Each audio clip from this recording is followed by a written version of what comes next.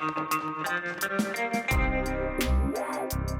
விஷயம் ஒரு பக்கம் இருக்கட்டும், இன்னொரு விஷயம் கூட கிளாரிஃபை பண்ணிட்டு போலான்னு. விஷயம் என்னன்னா, சாமி பார்க்க கோயிலுக்கு போறோம்.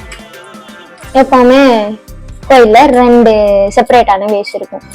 ஃப்ரீ தரிசனம், காசு பே பண்ணி போற தரிசனம். ஏதாச்சும் நல்லா இருந்தாங்கன்னா விஐபி என்ட்ரிஸ் கூட இருக்கும். இந்த ஃப்ரீ தரிசனம் எப்பவுமே லைன்ல போற மாதிரி தான் இருக்கும் மோஸ்ட்லி. காசு பே பண்ணி போற தரிசனம் வந்து நல்ல நாள்னா அது கூட லைன்ல நின்று போற மாதிரி இருக்கும். என்ன மாதிரி லைன்னா, கோயில் வாசல்ல இருந்து நிற்கும் லைன் 1 கிலோமீட்டர் வரைக்கும் கூட.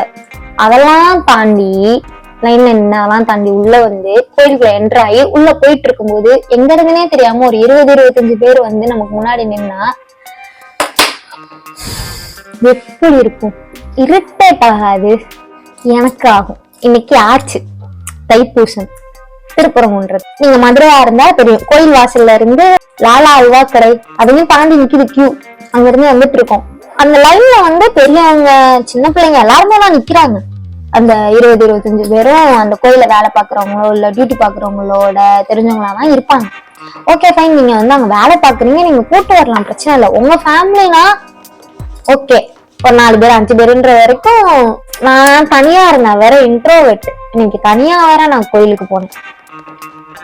ஆனாலும் அதையும் தாண்டி கொஞ்சம் எக்ஸ்கியூஸ் மீ, வழி விடுங்க, எனக்கு பின்னாடி தானே வந்தீங்க, பின்னாடி போயிருந்துங்க அப்படின்னு நாங்க பெர்மிஷன் கேட்டோம்.